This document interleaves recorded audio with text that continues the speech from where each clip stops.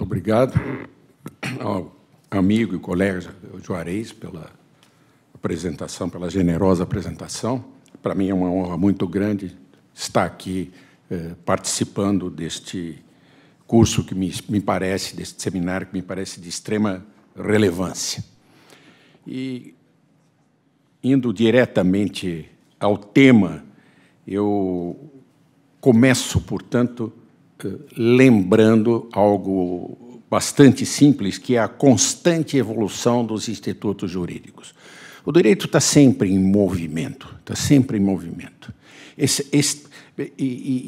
interessante que certos temas que já foram muito discutidos, que parece que chegaram a uma certa solução, de repente são retomados e começa tudo novamente. Por incrível coincidência, está presente aqui meu colega e amigo argentino, o professor Pedro Coviello. Nós estivemos juntos há 37 anos atrás, num congresso internacional em Mendoza, e um dos temas discutidos foi exatamente a raiz da parceria, que é a possibilidade de existência do contrato administrativo. A possibilidade, ou não, que era questionada, do poder público celebrar contratos. Então, me lembro que, naquela época, já era sedimentado, algo que é pacífico até hoje, a respeito do contrato comum, o contrato do direito privado, que tinha essas características, né? O contrato se caracteriza pela igualdade entre as partes. A segunda característica é a autonomia de vontade, só pode contratar quem tiver uma vontade livre. E o terceiro dado é a autoridade do vínculo. Quer dizer, o contrato é lei entre as partes. O que as partes convencionaram, ambas têm que cumprir. Então, partindo daí, é que se chegava à discussão a respeito da possibilidade de existência de um contrato administrativo, de um contrato de direito público. E por quê? Porque nesse tipo de contrato, no contrato de direito público, no contrato administrativo, as partes não são iguais. Há uma supremacia do poder público. As partes são diferentes. A parte pública, exatamente por ter o encargo da defesa do interesse público, dada a primazia do interesse público, a parte que o representa tem uma posição sobranceira. O segundo ponto é a ausência de vontade administrativa, porque o gestor público, o administrador público, a autoridade pública não atua segundo a sua vontade. Ele implementa, ele dá execução à vontade da lei. Ele é um escravo da lei. Então, como é que eu vou ter um contrato sem autonomia de vontade? E, por último, a questão da alterabilidade das cláusulas do contrato de direito público, do contrato de direito administrativo. Se a função primordial do contrato é fazer lei entre as partes, é obrigar igualmente as partes, como é que eu posso ter um contrato onde uma das partes pode mudar aquilo que foi, no momento, convencionado entre ambas? Então, isso foi objeto de muita discussão na doutrina, e naquele nosso congresso lá em Mendoza, havia uma corrente que sustentava a inexistência do contrato. Em função desses elementos, me lembro do professor Oswaldo Aranha Bandeira de Mello, disse que não há contrato, a administração não contrata. A segunda posição, do professor Caio Tácito, é no sentido que o caracteriza o contrato administrativo é exatamente a presença das cláusulas exorbitantes.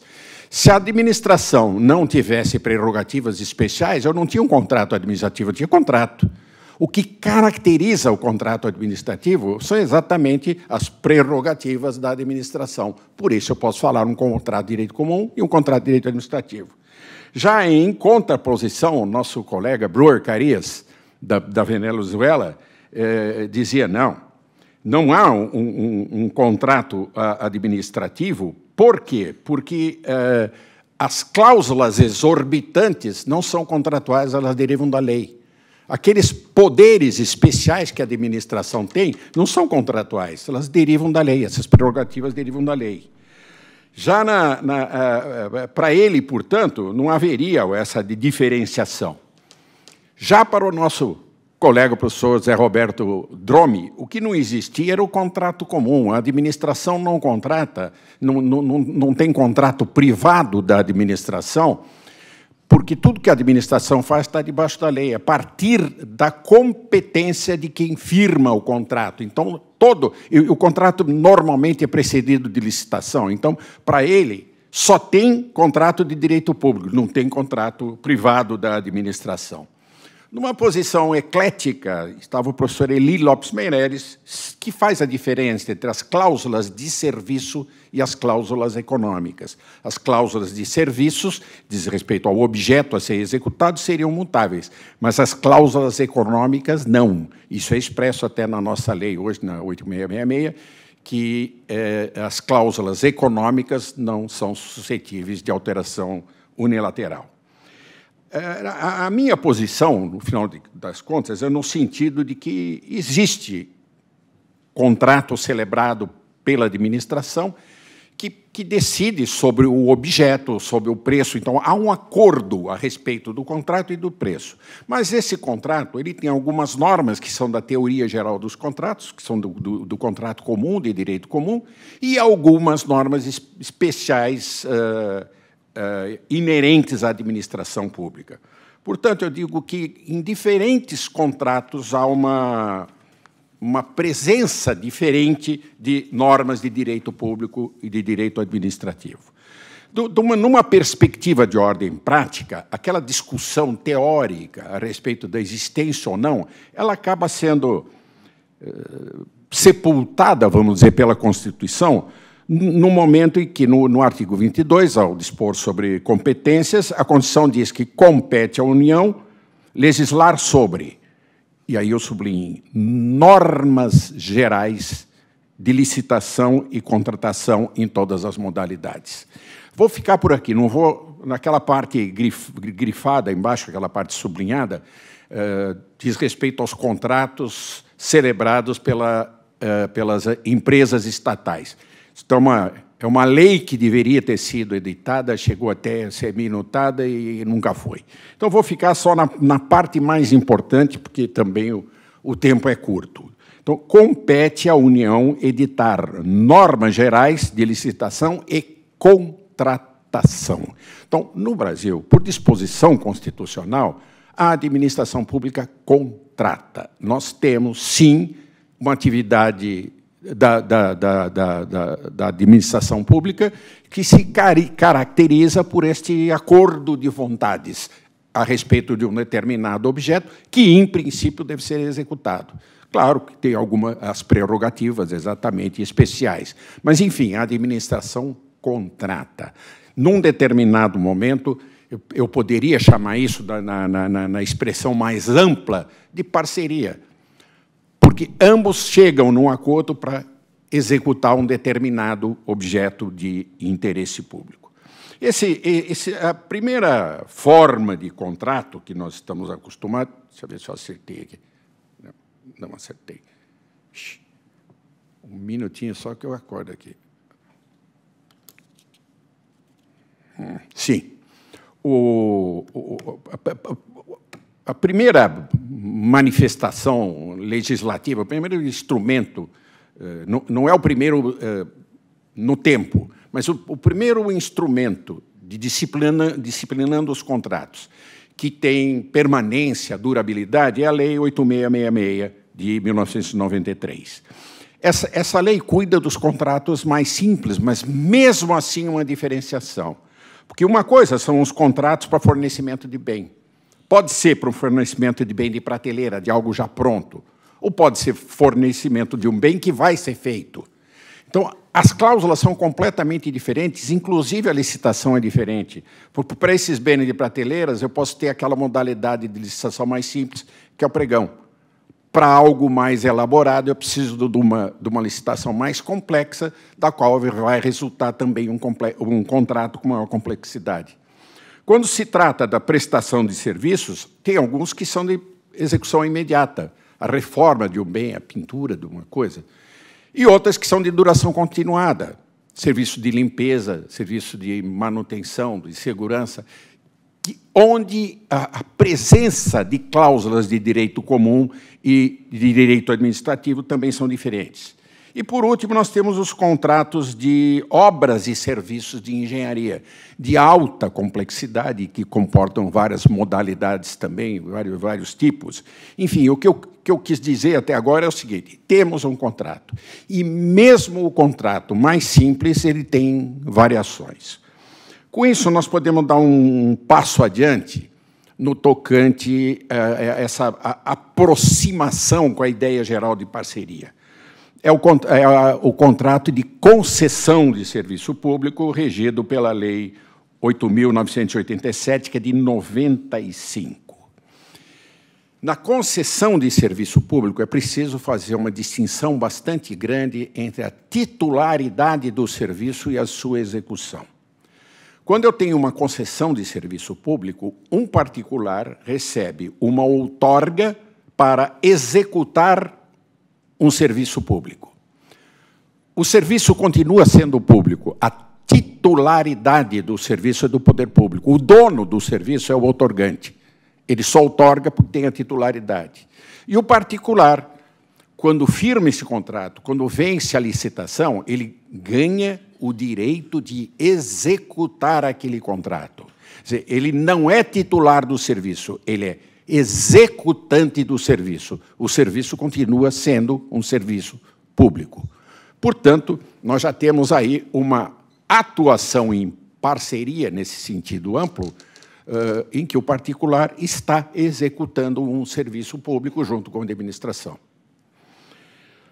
Eu coloquei esse conceito da lei para a gente poder trabalhar com ela. O artigo 2º diz que, para os fins desta lei, considera-se concessão de serviço público a delegação de sua prestação, feita a um concedente mediante licitação e tal, por sua conta e risco. Então, no modelo básico, tradicional, de concessão, o poder público titular do serviço outorga ao particular, mediante contrato, o direito de executar aquele contrato por sua conta e risco. Quer dizer, quem vai executar o contrato é o particular, e quem vai se cobrar pela execução desse contrato é o particular, normalmente, mas não exclusivamente, mediante tarifas. Então, o titular do serviço é o poder público, quem executa é o particular, e esse particular executante, ele se cobra mediante uma tarifa, um preço, um valor cobrado exatamente pela prestação desse serviço. Então, aí nós já temos a administração e o particular num contrato. Agora vamos dar um passo adiante. Um passo adiante também que tem raízes bem antigas. Eu vou falar das organizações sociais. As organizações sociais nada mais são do que as antigas entidades reconhecidas como de interesse público, que atuam na área de beneficência, de saúde, enfim, são entidades que colaboram com o poder público e, por prestarem um serviço de interesse da coletividade, eram reconhecidas como de interesse público. Entidade de interesse público era a denominação tradicional. Agora, mais recentemente, em 98, houve um tratamento legislativo dessa matéria, a lei federal cuidou dessa matéria e criou ou delineou o que ela denominou de organizações sociais. No artigo 1º, está dito que o poder público poderá qualificar como organizações sociais pessoas jurídicas de direito privado sem fins lucrativos, cujas atividades serão dirigidas a áreas de interesse público que são aí determinadas. Então, veja bem, a entidade é uma entidade de direito privado que vai executar uma tarefa que é de interesse público, por isso é reconhecida como uma organização social, é qualificada como organização social, mas não há pagamento. O poder público não paga pelo serviço.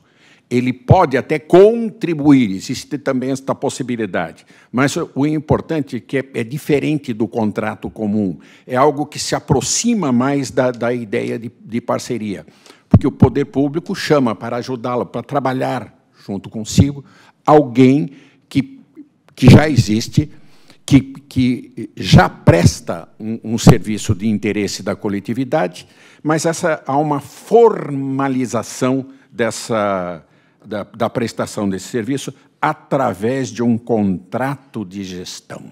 Este é o primeiro nome que aparece aqui. Então, duas coisas são importantes aqui, no caso das organizações sociais.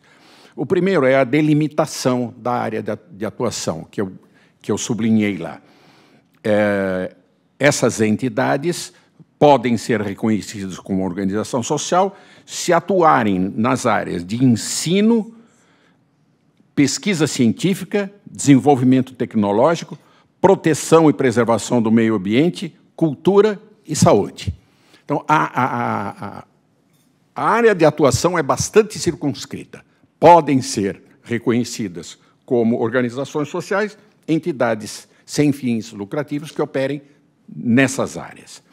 E essa atuação conjunta é formalizada através de um contrato de gestão, que aparece no artigo 5º.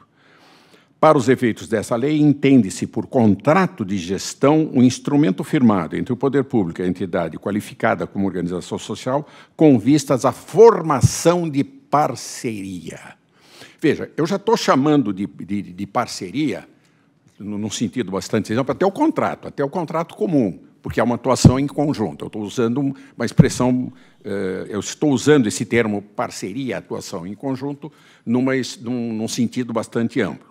Mas aqui já aparece no corpo da lei, no artigo 5º, para os efeitos desta lei, portanto, celebra-se um contrato de gestão que é um instrumento de formalização dessa parceria. Com isso, nós podemos dar um passo adiante e chegar agora nas organizações da sociedade civil de interesse público, as chamadas OCIP, criadas pela Lei 9.790. Ela é mais ampla, ela é um passo adiante do que a Lei de 98. A organização social, como nós vimos, tinha uma área restrita de atuação. Essa é bastante ampla e também tem uma disciplina mais detalhada. Então, o mais importante aqui, de novo, é lembrar que são entidades da sociedade civil, entidades já existentes, entidades sem fins lucrativos, que são qualificadas como OCIP, como Organização da Sociedade Civil de Interesse Público.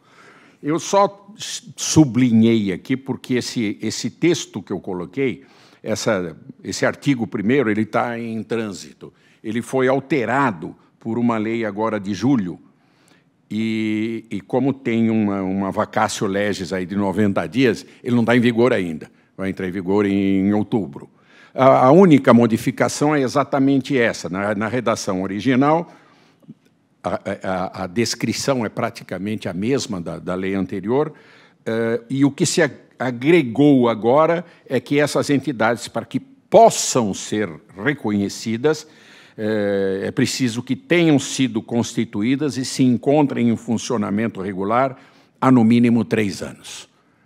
A lei anterior de organizações sociais não tinha esse requisito, e esta lei, na redação original, não tinha esse requisito, que foi agregado agora e ainda não está em vigor.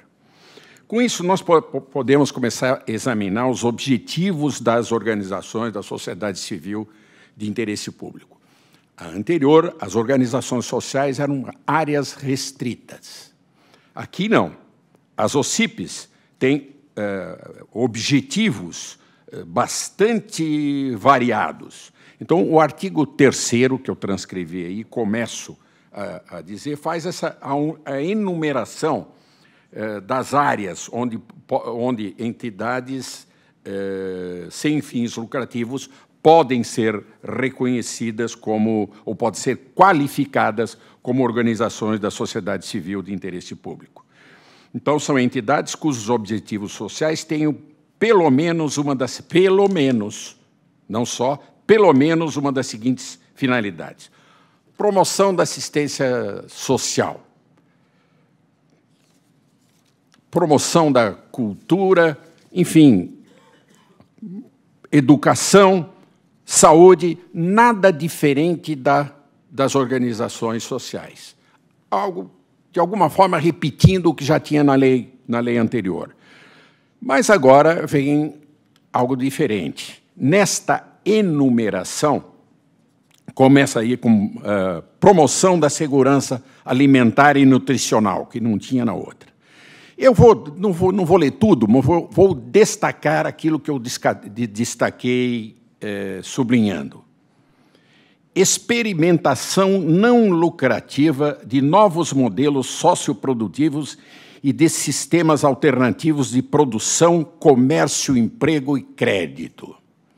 Alguém entendeu alguma coisa? Alguém consegue perceber onde é que nós vamos com isso? Mais adiante.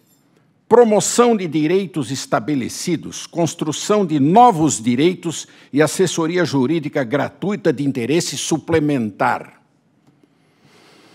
Me parece também um pouco nebuloso. Promoção da ética, da paz, da cidadania, dos direitos humanos, da democracia e de outros valores universais. Que coisa bonita, né? Interessante. Só que é difícil de atinar com do que nós estamos falando, onde é que vai parar isso?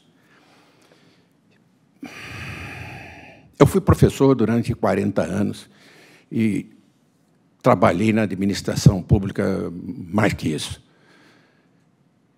Cuidei de licitações, sem número de licitações, um número absurdo de licitações. E a experiência mostra alguma coisa para a gente. Quando eu pego um edital de licitação e tem expressões desse tipo, acende uma luz vermelha e diz, opa, aí tem. Eu fiz muitas licitações na vida. Eu fiz a pior licitação que alguém pode fazer na vida, que foi a licitação da outorga das linhas de ônibus em São Paulo.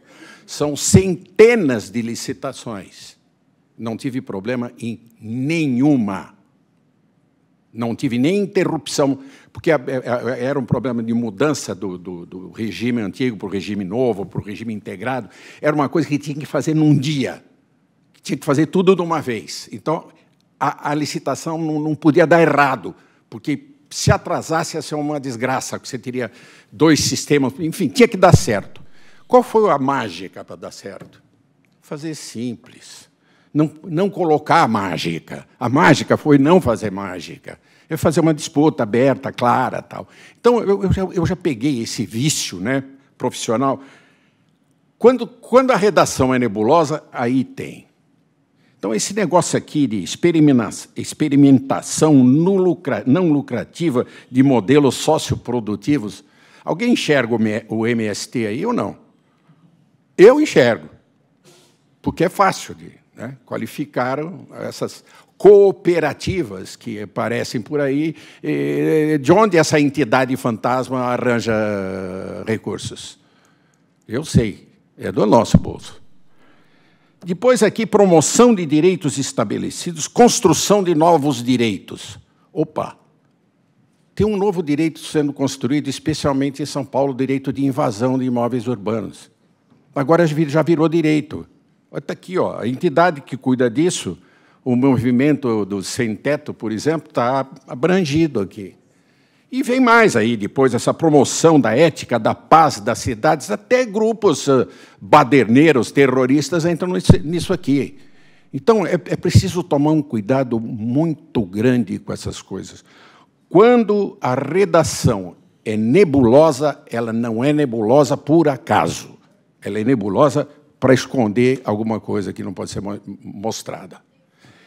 Enfim, e agora, dando prosseguimento, nós vamos falar do instrumento de concretização dessa parceria. Nós vimos que, nas organizações sociais, o instrumento de formalização da parceria é o contrato de gestão. Através do contrato de gestão é que se forma a parceria. Agora, nas organizações da sociedade civil de interesse público, o instrumento se chama termo de parceria. Então, o termo de parceria é um instrumento destinado à formação do vínculo de cooperação entre as partes. Então, veja a questão da denominação. Numa, nós temos o chamado contrato de gestão.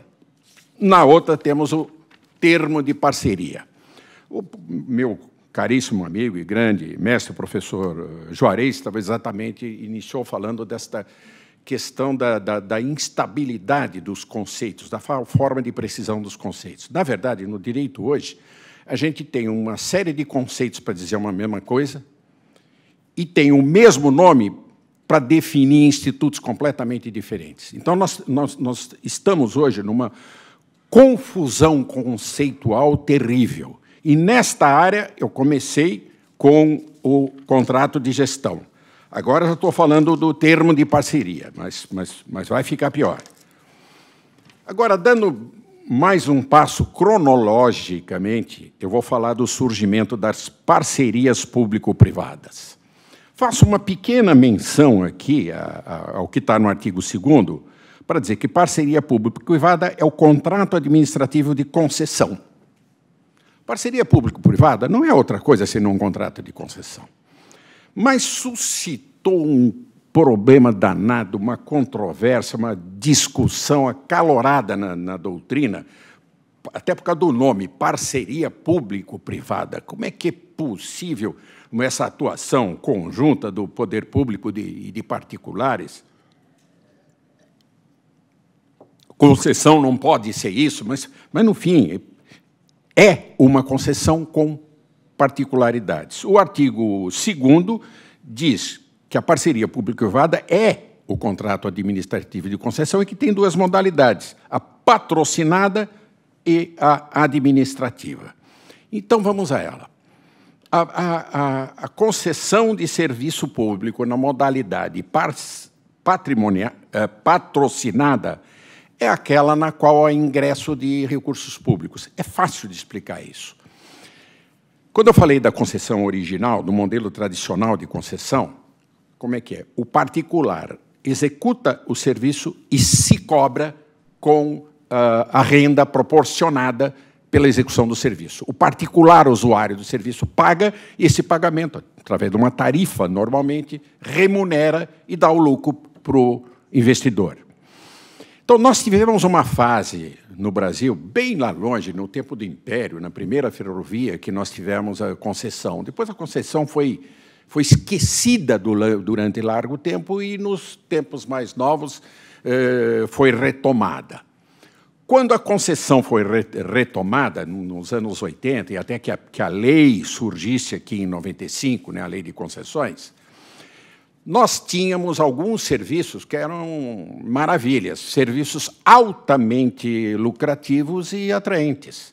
Então, as primeiras concessões feitas eram para operar áreas que davam grande lucratividade. Eu vou me referir, por exemplo, ao sistema viário. Então, os eixos viários principais foram objeto de concessão e pelo movimento, pelo uso intenso, eles se pagavam. Então, as melhores estradas foram dadas em concessão. As que tinham bastante tráfego e geravam lucro foram dadas em concessão. Mas havia outras estradas tão importantes, mas que não tinham tanto tráfego e não geravam tanta receita. Então, elas eram antieconômicas. Não era possível fazer isto com a concessão tradicional. Daí surgiu essa modalidade que é a concessão patrocinada, na qual o poder público aporta recursos também. É o que diz aqui no parágrafo 1º do artigo 2º. Concessão patrocinada é a concessão de serviços públicos ou de obras públicas, de que trata a Lei 8987, que é a Lei de Concessões, quando envolver adicionalmente a tarifa cobrada dos usuários contraprestação pecuniária do parceiro público ao parceiro privado. Muito bem. Se o próprio nome, parceria público-privada, já deu problema, porque uma parte da doutrina não aceita, acho que a parceria público-privada em si já é inconstitucional. Na hora de colocar em prática, isto ficou um pouco pior. Em São Paulo, nós já temos algumas parcerias público-privadas funcionando, mas, no presente momento, nós temos uma guerra judicial a respeito da construção da linha 6 do metrô, que é PPP. Nesta PPP, o poder público se encarrega das desapropriações. Então, é uma forma do poder público ingressar com recursos, como está dito aqui, é uma contraprestação pecuniária do poder público. Então, as desapropriações necessárias para construir a linha estão sendo suportadas pelo poder público. E o particular vai, então, construir a linha, trazer os trens, operar o serviço, enfim, o investimento é compartilhado. O interessante é que os juízes de primeira instância, em geral, dizem que é nulo o contrato, que isto não é possível. E os juízes de segunda instância, quer dizer, o tribunal tem liberado, tem permitido a continuidade. Então, um bloqueia a operação do serviço e outro autoriza a continuidade do serviço.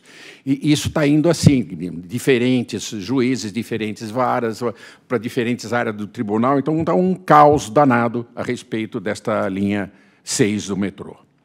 Então, agora, só para prosseguir, eu vou falar da concessão sobre a outra modalidade, a administrativa. A administrativa, ela tem a administração como usuária. Vamos dar um exemplo que fica mais fácil. Vamos falar da construção de um hospital público.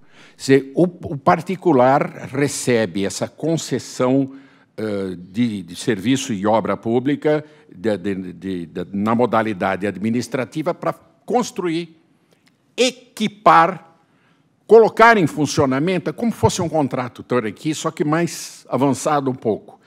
E o poder público é que paga pela utilização disso que foi feito pelo particular. Então, está aqui, concessão administrativa é o contrato de prestação de serviços que a administração pública seja a usuária direta ou indireta, ainda que envolva execução de obra ou fornecimento e instalação de bens. Na verdade, é tudo isso mesmo. Mas, então, o investimento é pago pelo particular. O particular faz, como se ele fizesse um prédio de apartamentos ou um prédio de escritórios, e depois se cobra pelo aluguel. Então, neste caso, o particular faz a obra, instala, põe em funcionamento, e o poder público, que é o usuário daquilo, paga pelo uso. Então, esta também é uma forma do que eu chamo de parceria. Isso também, para mim, é uma parceria. Só que aqui, na parceria público-privada, há uma peculiaridade importante que está no artigo 7º, essa que tem dado o problema. A contraprestação da administração pública será obrigatoriamente precedida da disponibilidade do serviço, objeto do contrato de parceria público-privada. Ou seja, o poder público não pode adiantar o dinheiro. O poder público só pode colocar a sua contribuição, o seu aporte, quando o serviço estiver disponível. E isso é que está dando problema na construção da linha do metrô, porque o serviço não está disponível. Então, esta foi uma cautela, vamos dizer, do legislador, para evitar que o particular, no final das contas, não fizesse nada e o poder público só colocasse dinheiro aí. Enfim, o legislador tem que ser cauteloso, porque uma das nossas características nacionais não é exatamente a probidade administrativa, né?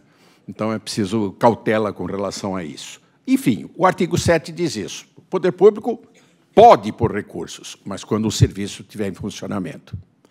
A contrapartida está no artigo 8º, que cuida das garantias. Porque contratar com o poder público é um risco. Qualquer questão envolvendo o poder público vai levar anos de discussão.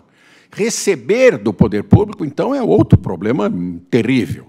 Então, o particular, quando ingressa numa parceria público-privada, ele sabe que ele vai ter que fazer investimentos, mas sabe também que o poder público vai entrar com parte desses investimentos. E se o poder público não entrar?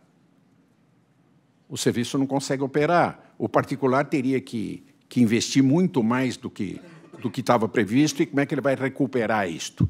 Então, para dar garantia ao particular, é que surgiu o artigo 8º.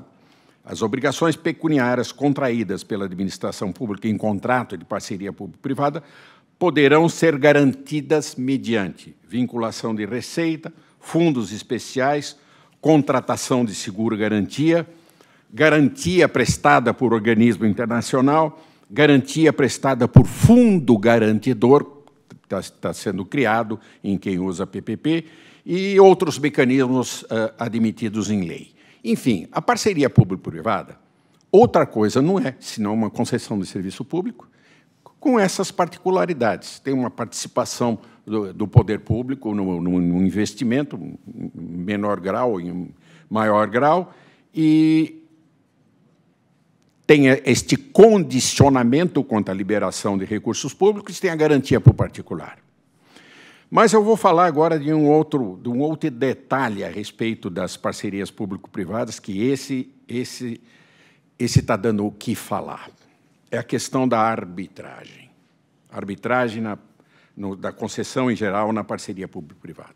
Eu lembro que a lei de concessões de 95, a 8987 de 95, ela já previa a possibilidade de utilização de mecanismos privados para resolução de conflitos.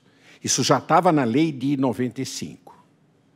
Agora, a lei das parcerias público-privadas, que é mais nova, que é agora de 2004, ela já deu um passo adiante. No artigo 11, ela vai direto ao ponto. O instrumento convocatório conterá minuta de contrato e indicará expressamente a submissão à lei e tal, e aí vem, podendo prever, inciso 3, o emprego dos mecanismos privados de resolução de disputas, inclusive a arbitragem, a ser realizada no Brasil, em língua portuguesa, nos termos da lei da arbitragem, que é a 9.307, para diminuir conflitos decorrentes ou relacionados ao contrato. Então, isso está dando muito problema, porque a oposição ao uso da arbitragem é muito grande. Como é que é possível subtrair ao Poder Judiciário o conhecimento de uma contenda, de uma disputa envolvendo o interesse público? Então, essa garantia da jurisdição não pode ser retirada do poder público. Ela é de todos os brasileiros e muito mais ainda do poder público. Como é que é possível submeter a particular uma questão envolvendo interesse público? São particulares que vão resolver isto. Os particulares que vão exercer a jurisdição. Tem um monte de equívocos nisso. Primeiro, a opção pela arbitragem ela nasceu junto com o contrato. Quem pode contratar estabelece as cláusulas do contrato, a menos que sejam cláusulas que se choquem contra a ordem pública. E, no nosso caso, não há, pelo menos, não há proibição expressa do uso da arbitragem. Ao contrário, a previsão, a autorização expressa do uso da arbitragem.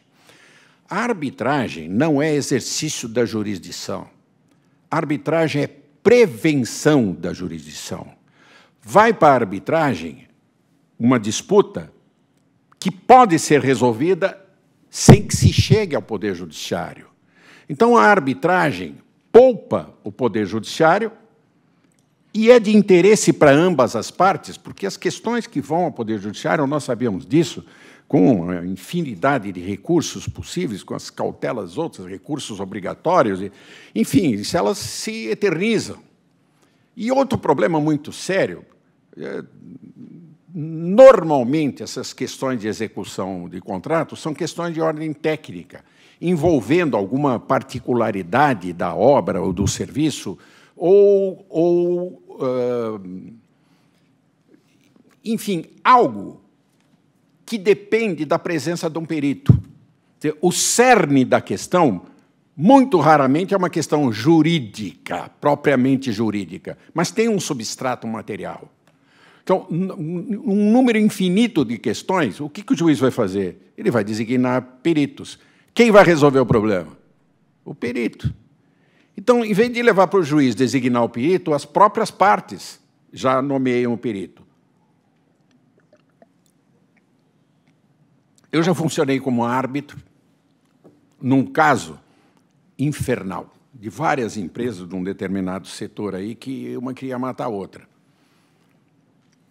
Se fosse Poder Judiciário, isso ia levar uns 20 anos no mínimo. Mas as empresas concordaram em levar para uma Câmara de Arbitragem e elas, de comum acordo, escolheram um árbitro único.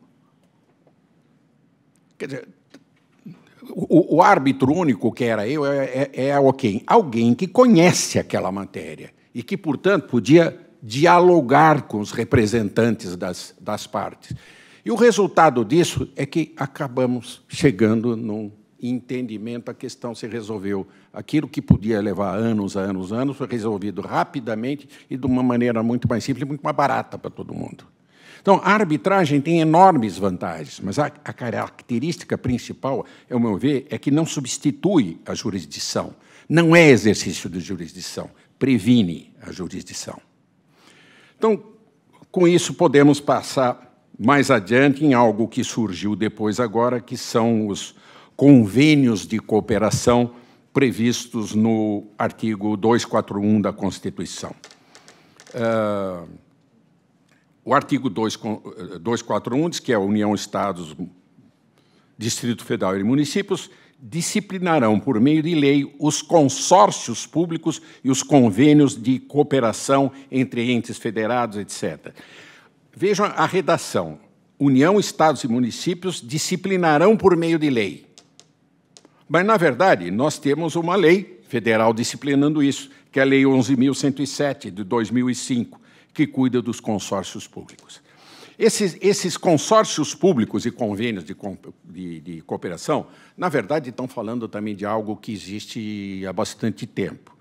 Convênios são normais, são históricos entre o poder público e entidades, especialmente aquelas antigas declaradas de interesse público, ou entre duas entidades públicas. A figura do convênio é antiga e pacífica.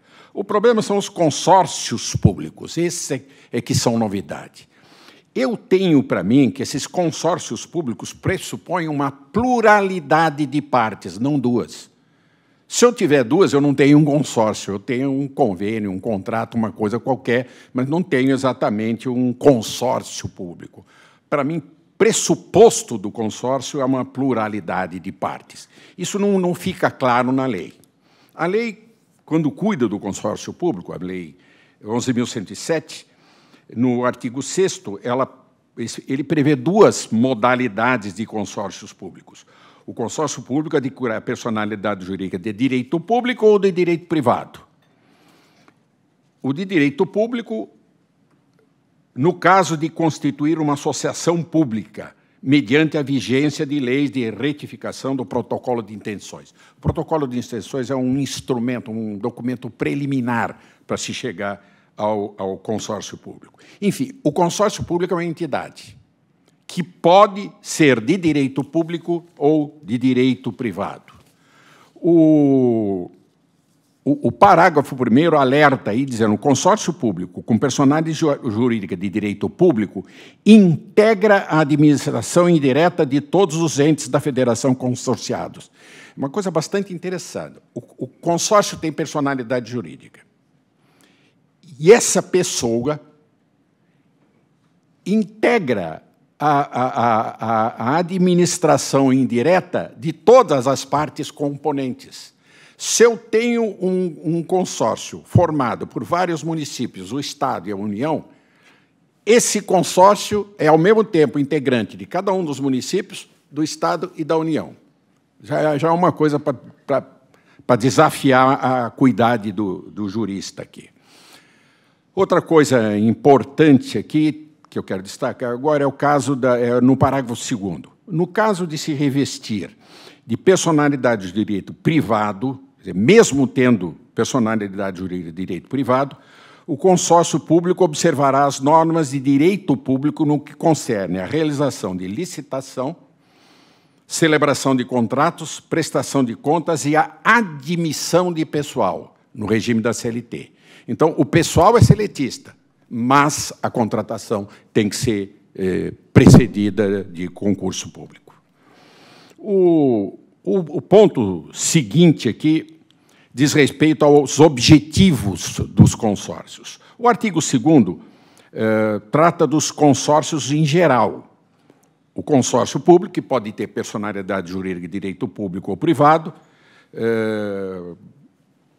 eles deverão, ou eles terão as seguintes prerrogativas, que vem aqui no parágrafo 1º. Firmar convênios, contratos e tal. No inciso 2º, nos termos do contrato de consórcio de direito público, então, veja, a enumeração é para todos, mas o inciso 2º é só para o consórcio de direito público. Esse pode promover desapropriações e instituir servidões nos termos de declaração de utilidade ou necessidade pública ou interesse social realizada pelo poder público. Enfim, o consórcio de direito público ele pode promover desapropriação. Mas a declaração de utilidade pública tem que ser feita pelo poder público. Mais adiante, só lembrando o que tem de mais importante aqui, no parágrafo 3º, os consórcios públicos poderão outorgar concessão,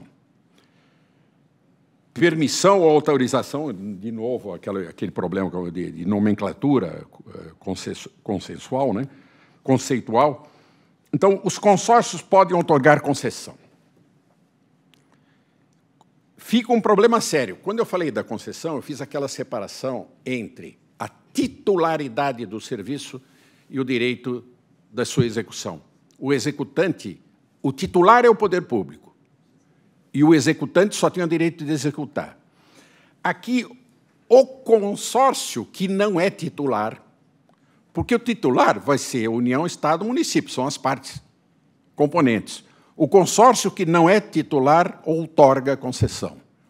Outro problema para o jurista resolver, porque nós não temos experiência nenhuma a respeito disso, mas é coisa que ainda vai dar muito problema. E chegamos, então, ao final aqui para falar do regime jurídico das parcerias voluntárias. Essas parcerias voluntárias elas são objeto de uma lei 13.019, que é de agora, de julho de 14. Eu coloquei a ementa aqui, regime jurídico das parcerias voluntárias. Lendo a ementa, é impossível saber do que elas cuidam, porque a ementa é um romance. A ementa fala, é preciso ler muitas vezes para tentar entender, afinal de contas, do que cuida esta lei. E, no final das contas, ela cuida das organizações da sociedade civil, aquelas organizações sociais e das OCIPs. E institui termo de colaboração e termo de fomento. Então, vamos lá com isto. O que é esse termo de colaboração e termo de fomento? Nós vimos que, quando nós falamos das organizações sociais, elas se relacionam, elas atuam em parceria por meio de um contrato de programa. Quando nós falamos do contrato... Oh, meu Deus, faltou o nome aqui. Do contrato de gestão. Então, no caso das organizações sociais, o contrato de gestão. No caso das OCIPs, o termo de parceria. Seriam, então, os instrumentos. Esta nova lei cria mais instrumentos. Ela cria aqui o termo de colaboração e o termo de fomento. Então, eu quis saber o que é isso, e fui ver o conceito de cada um deles. Numa primeira leitura, eu olhei aqui, termo de colaboração e termo de fomento, e me parecia a mesma coisa. Levou um tempo para descobrir que a diferença está no seguinte: o termo de colaboração é quando A parceria é proposta pela administração pública. E o termo de fomento é quando a parceria é proposta pela organização da sociedade. Então, a mudança é essa, no fundo, é a mesma coisa. Mas, no conceito dos dois, se faz referência tanto ao contrato de gestão quanto ao termo de parceria. Ou seja, nós temos para cuidar da mesma coisa o contrato de gestão, o termo de parceria, o termo de colaboração e o termo de fomento. No contexto desta Lei 13.019, ela fala mais do contrato de programa quando houver gestão associada de serviços públicos. E fala ainda no contrato de rateio, quando houver transferência de recursos do poder público para essa entidade. Então, veja bem, nós estamos falando da mesma coisa com 6 nomes. Então, é muito difícil. Na hora de aplicar isso aqui, vai ser um inferno, porque, primeira coisa, do que nós estamos falando? Então, além de dar 6 nomes para um contrato, por isso que eu comecei falando do contrato, no final de contas, tudo isso é contrato. A raiz é a mesma. Então, para falar de contrato, nós usamos 6 nomes para acabar falando da mesma coisa. Eu me interessei, enfim, olhei isto aqui e achei ruim, mas depois eu vi que ela conceituava algo importante, que é o chamamento público. Quer dizer, quando você vai fazer uma parceria, você não faz uma licitação, você faz um chamamento público, já que não é a exigência da licitação, muitas vezes, por particularidade, enfim, você faz um chamamento público. É uma forma de ter várias propostas sem a rigidez da licitação. Então, eu fui ver, bom, vamos ver como é que a lei conceitua chamamento público.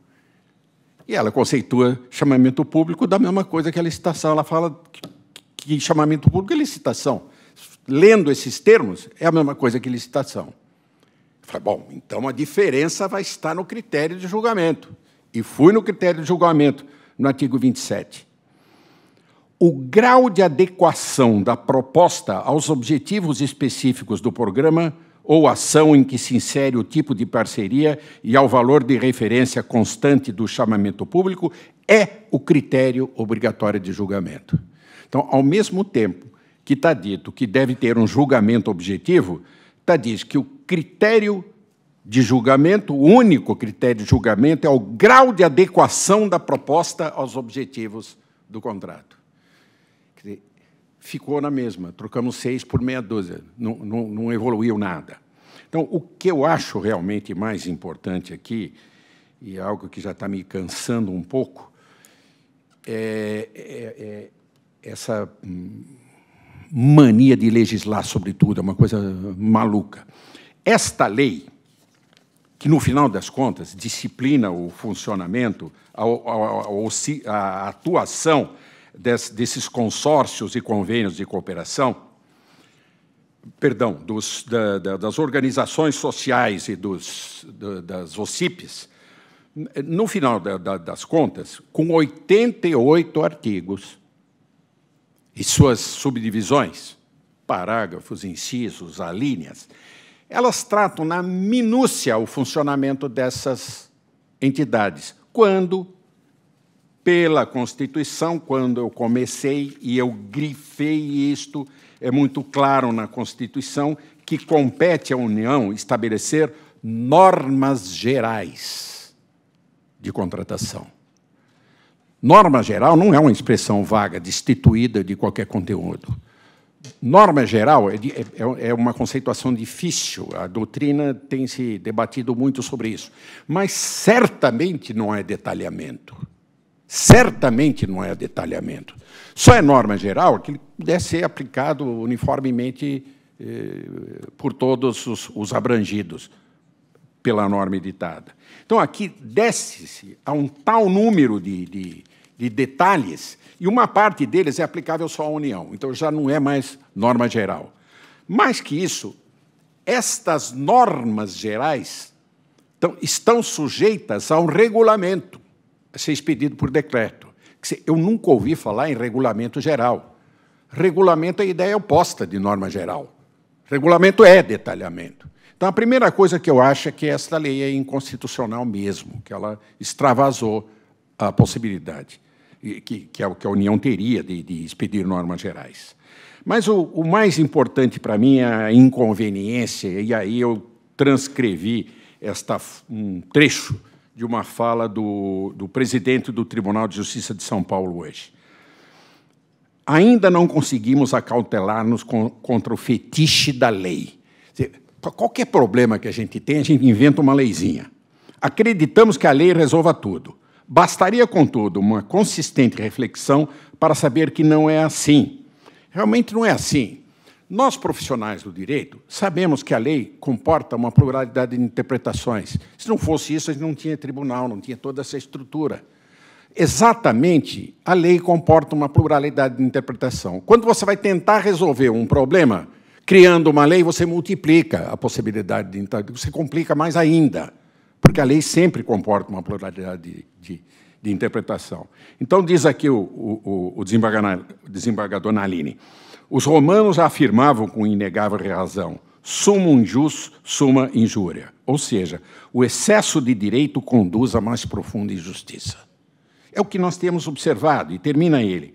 O excesso de normas não faz do nosso país o mais justo de todo o planeta. Ao contrário, o cipoal normativo e a fluidez dos textos legais comprometem a funcionalidade do equipamento estatal encarregado de solucionar as controvérsias. Quer dizer, ele está preocupado com o funcionamento do Poder Judiciário, com a ineficiência do Poder Judiciário, com a internização das questões. Quer dizer, o Poder Judiciário não está atendendo ao que às necessidades da coletividade.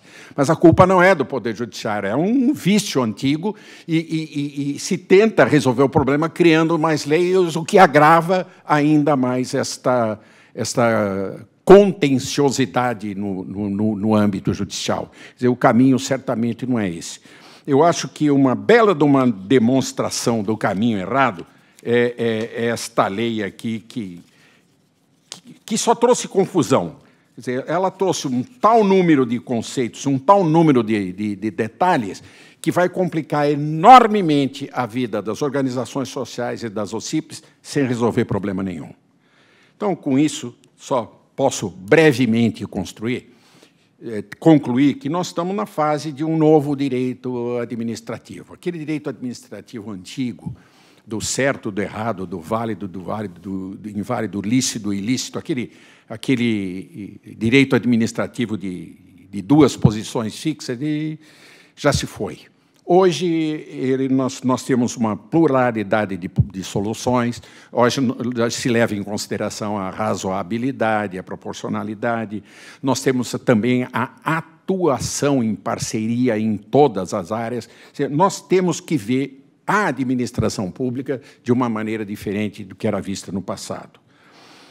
Nós tivemos um processo bastante longo, aí, não vou entrar em detalhes, de desestatização, privatização e terceirização.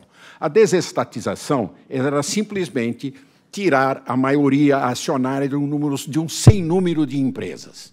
Eu já trabalhei também em empresa estatal resultante de débitos que aquela empresa privada tinha para com o Banco do Brasil, Caixa Econômica Federal, o órgão federal qualquer, e o banco se tornava dono da maioria acionária. Aquela empresa virava uma estatal sem ter nada que fazer. Então, o primeiro passo foi a desestatização. Aquilo que não tinha nada que ver com o interesse público e chegou a integrar a administração, por acaso, foi desestatizada. O segundo ponto foi a privatização, através das concessões. Essas privatizações tiveram grande desenvolvimento no governo neoliberal do professor Fernando Henrique Cardoso, e agora, como o governo não é mais neoliberal, não é mais privatização, é só concessão. É a mesma coisa com nome trocado. E agora chegamos à terceirização, que é exatamente essa atuação mais clara, atuação conjunta com entidades da sociedade civil. O importante é lembrar que a característica da administração pública hoje é a eficiência, a profissionalidade na gestão, é a adoção da administração pública gerencial, em oposição àquele modelo burocrático antigo, em que bastava cumprir as formas, seguir a formalidade, sem preocupação maior com o resultado. Hoje, a preocupação maior é com o resultado e com a eficiência. E, para isso, eu acho que um importante instrumento é a parceria, é a atuação em parceria, mais consentânea com o modelo atual de administração pública. Para isso, para chegar à eficiência que as parcerias podem dar, nós temos que afastar uma série de fantasmas que estão conturbando o cenário. É o que eu tinha a dizer. Muito obrigado.